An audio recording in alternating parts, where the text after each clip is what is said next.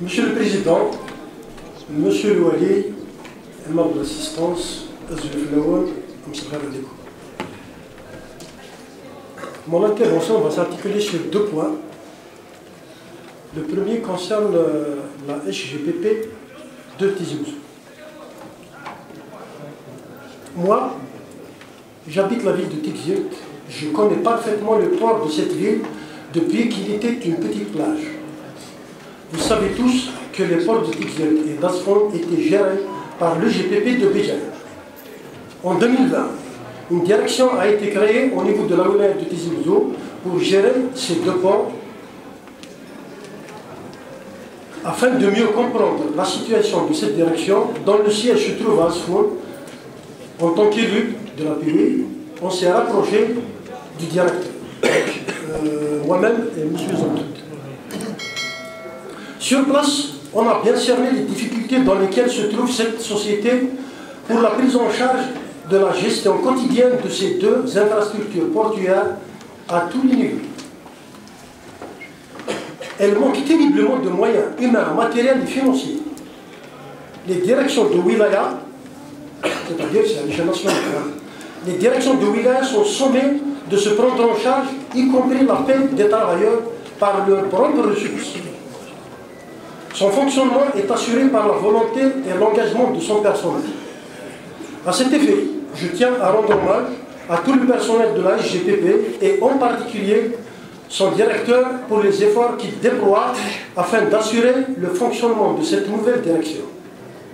En termes d'infrastructures touristiques, excepté le port de Tizi Ouzou ne possède de rien, ni espace vert, ni musée, ni les grandes ruelles commerçantes, ni maisons de la culture, même pas un parking.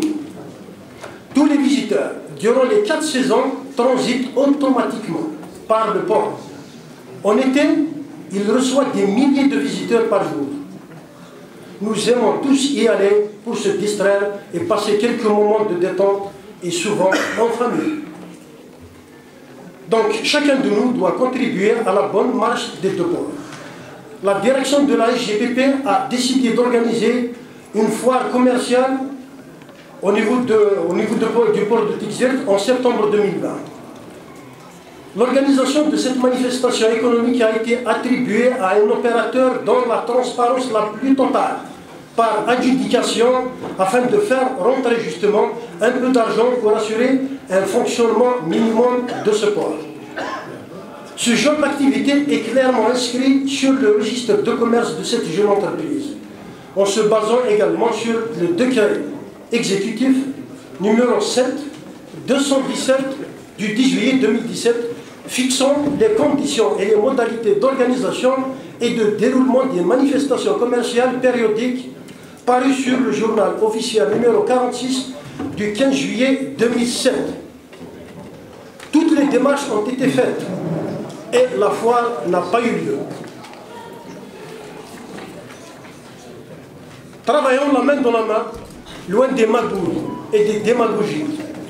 Notre défi est d'arriver à une gestion rationnelle de tous les espaces et patrimoines de nos deux ports, de manière à offrir une prestation de service à la hauteur des espérances de tous les usagers.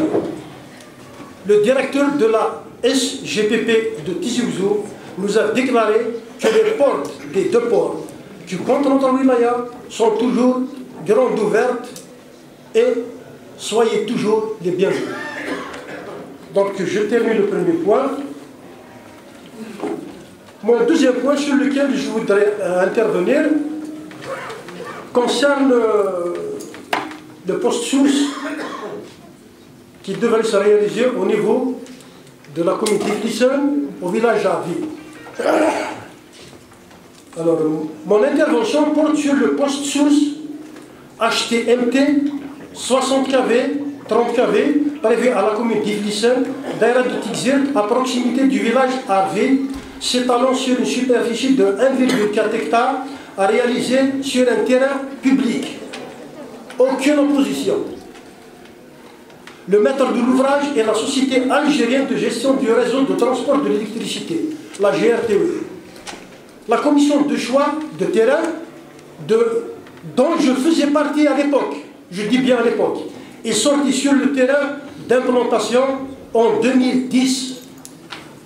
Les travaux ont été confiés à NCC, National Contracting Company Algeria, qui est un groupement séoulien.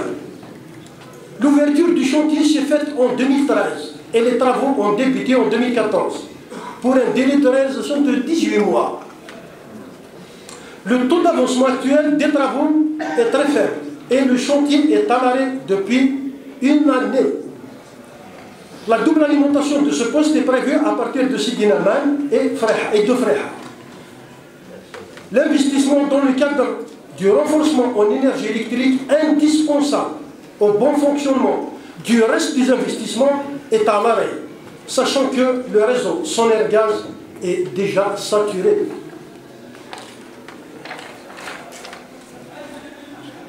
Peut-on parler sérieusement de zones d'activité ou de zones industrielles sans électricité?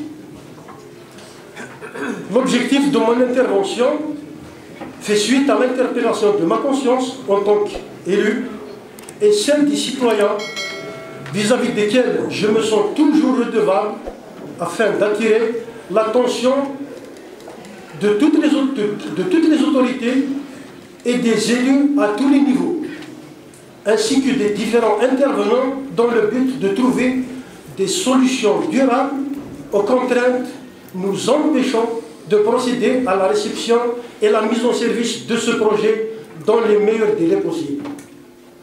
Son fonctionnement sera d'un apport certain et considérable pour le réseau de Soner-Gaz. Cela se traduira sans aucun doute sur l'ensemble des utilisateurs de cette énergie par un soulagement et mettra fin au désagrément. Le taux de satisfaction du client ne sera que grandissant. Une autre question pour la direction des ressources en eau.